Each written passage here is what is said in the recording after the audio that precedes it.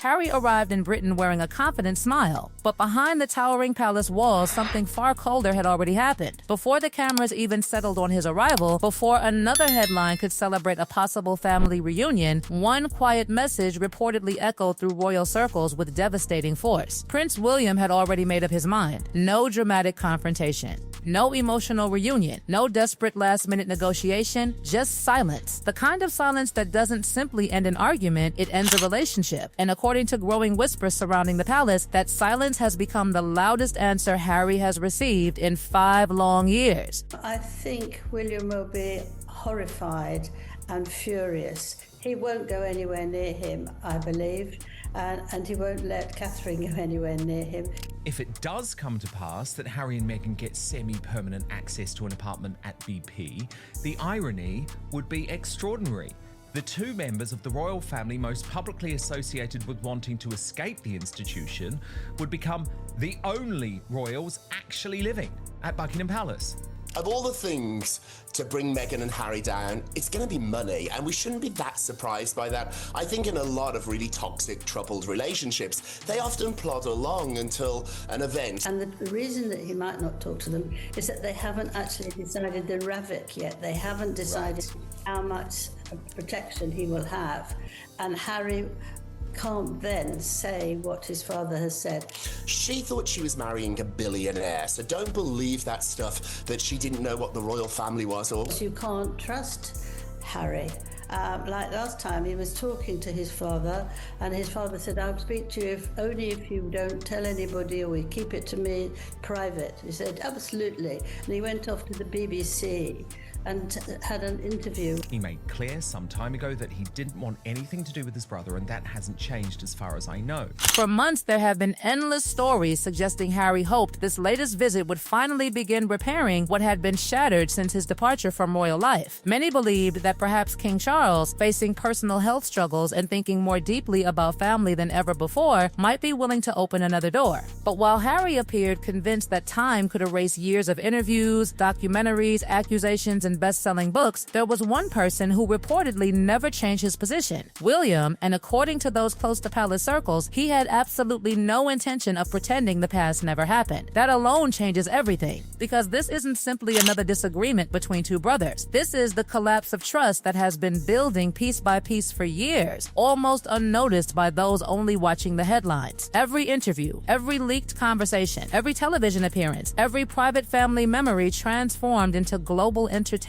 Each one quietly added another brick to the wall standing between the future king and his younger brother. I think we're obviously maybe not particularly happy because he feels he's been the brunt of all the comments from Harry and the breakdown of the relationship between Catherine and Meghan. So I don't think they'll be rushing, because I think trust has to be established. Royal insiders continue pointing toward one uncomfortable comparison. Britain has witnessed this pattern before. When Charles and Diana's marriage finally collapsed decades ago, no carefully staged public appearance managed to repair what had already broken behind closed doors. Once trust disappeared, photographers could not recreate it. Smiles became performances. Handshakes became obligations. The damage had already settled far deeper than the cameras could capture. Now, many observers believe history is repeating itself. Because you can't trust Harry.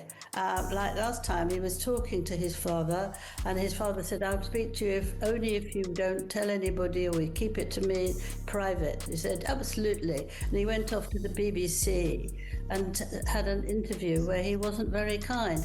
Harry may believe one family visit can soften years of public criticism, but inside palace walls, every decision reportedly carries the weight of everything that came before. 5 years of explosive interviews, 5 years of documentaries, 5 years of painful accusations aimed directly at the institution William has spent his entire adult life protecting. Those memories do not simply disappear because another flight lands at Heathrow. What makes this situation even more fascinating is William's strategy. There has been no public attack, no emotional statement, no television interview defending himself, nothing, just complete refusal to engage. Sometimes the most powerful answer is no answer at all. Imagine being a fan, a supporter of Harry and Meghan, who have heard for the last 6 years that this family doesn't care about your mental health issues. They're toxic. They're racist. to watch Harry and Meghan then jump on a jet and head over to the United Kingdom to pretend all is well, you must be confused too. People often mistake silence for uncertainty, but inside royal circles, silence can signal something much more permanent. Friends reportedly describe William as someone who no longer discusses Harry at all, not because he cannot forgive, but because, in his mind, the chapter has already ended. That realization sends an unmistakable message through every corridor of the monarchy. To truly understand why William has become so immovable, you have to revisit the defining moment of his entire life. Long before royal duties, state banquets, overseas tours, and future coronation plans, there was one unforgettable day that permanently shaped how he views loyalty, family, and betrayal. And William is setting a very clear line here, going, I am not being dragged into this. My wife has had cancer and treatments, and she is still recovering, and we are not going to deal with this dog and pony show anymore. We're done. Only 15 years old, William walked behind the coffin of his mother while millions watched across the world. Cameras captured remarkable composure, but no television audience could possibly understand the emotional cost carried by that young prince. Palace observers have long believed that experience fundamentally changed him. It taught him that public image and private pain are rarely the same thing. It taught him that protecting family sometimes requires unimaginable sacrifice. Most importantly, it taught him that once trust is destroyed, rebuilding it becomes almost impossible. Those lessons, many believe, continue guiding every decision he makes today. That is why recent reports suggesting William wants absolutely nothing to do with Harry have created such enormous attention, because these aren't emotional reactions made during heated arguments. They appear to be calm decisions formed over years of repeated disappointment. I think William will be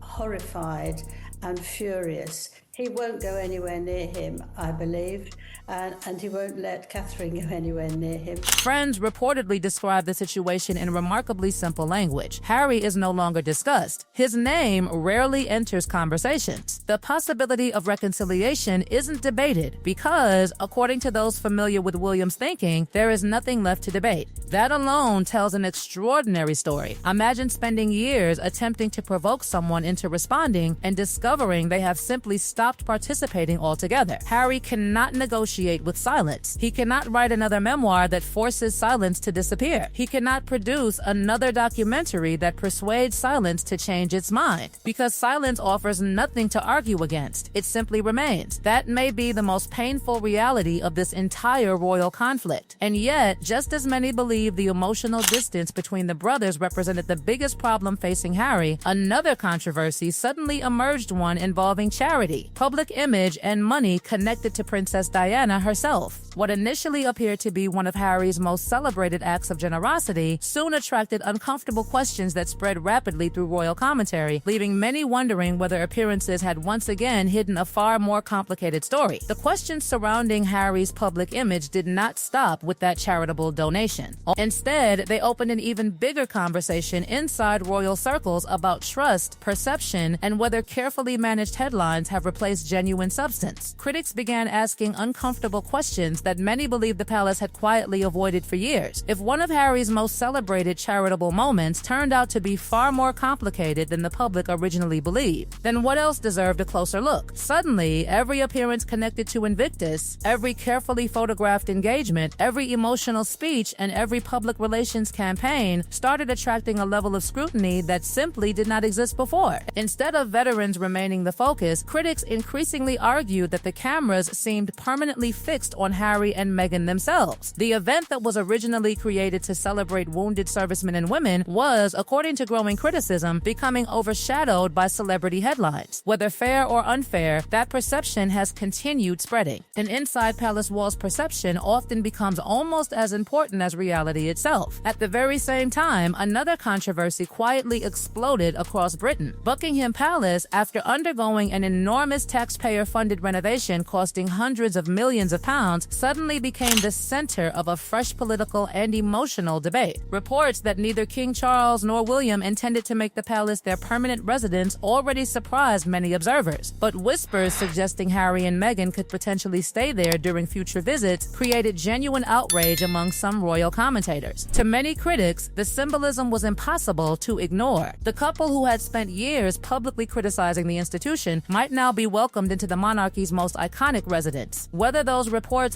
ultimately become reality or not, the mere possibility ignited fierce debate and reportedly created fresh tension behind palace doors. Because for William, every symbolic gesture matters. Every invitation sends a message. Every accommodation carries consequences far beyond one night stay. That is where the biggest divide between father and son reportedly emerges. Charles is still viewed by many as a father desperately trying to preserve whatever fragments of family remain while he still can. Health concerns naturally make every family decision carry greater emotional weight, and many observers believe the king simply cannot stop hoping for some form of reconciliation with his youngest son. William, however, appears to see the situation through an entirely different lens. He has watched confidential conversations become television content. He has watched private meetings become best-selling chapters. He has watched moments of family vulnerability transformed into international headlines. According to people familiar with palace thinking, William no longer evaluates Harry through emotion. He evaluates him through experience. And experience, they believe, has taught him exactly where this road leads. That explains why reports repeatedly suggest William has no interest in another emotional reunion. His silence is no longer temporary. It has reportedly become policy. Friends close to him continue describing a future in which Harry simply no longer occupies space inside William's daily thinking. That reality may prove far more devastating than any public argument ever could have been. An angry brother still cares enough to argue. A silent brother has already walked away. Meanwhile, outside Britain, Meghan's own business ventures have reportedly faced increasing pressure. Commentators point toward declining website traffic, difficult commercial expectations, and growing questions about long-term financial sustainability. Whether those reports accurately reflect the full picture or not, they have fueled speculation that renewed royal visibility could provide valuable publicity at exactly the right moment. Critics argue that every carefully timed overseas visit, every royal headline, and every emotional family narrative now generates enormous commercial value. Supporters reject that interpretation completely, insisting the couple are simply trying to maintain family connections while continuing independent charitable work. But inside the royal rumor mill, those competing narratives continue colliding almost daily. For William, however, none of those commercial debates reportedly matter. Palace insiders increasingly describe a man who believes the future of the monarchy depends upon stability rather than endless cycles of reconciliation followed by renewed controversy. He has watched public confidence tested repeatedly over recent years and appears determined to avoid repeating mistakes that could further weaken the institution he is preparing to inherit. That is why every report surrounding Harry's latest visit seems to end in exactly the same place. Not with dramatic confrontations, not with emotional palace meetings, but with William quietly maintaining the same position he has reportedly held for years. Perhaps that is the biggest misunderstanding surrounding this entire story. Harry may believe rebuilding his relationship with his father is the key to repairing everything, but royal history suggests something very different. The future of Harry's relationship with the monarchy may ultimately depend far less on Charles than on the man who will eventually wear the crown himself. Every future decision surrounding titles, invitations, ceremonial appearances, and royal access will eventually rest in William's hands. That reality gives today's silence enormous significance because it may not simply reflect the present. It may be quietly shaping the monarchy's future. And so, as Harry's latest visit continues generating headlines around the world, one unanswered question hangs over every palace corridor. Is this another attempt at reconciliation or the final chapter of a relationship that has already ended behind closed doors? Because while cameras continue searching for dramatic reunions and emotional family photographs, the loudest message may already have been delivered long before Harry's plane ever touched British soil. William did not shout. He did not respond publicly. He did not negotiate. He simply made a decision. And if palace insiders are right, decisions like that rarely change. Which means the biggest royal story may no longer be whether Harry can repair the past, but whether the future king has already decided that the past will never return.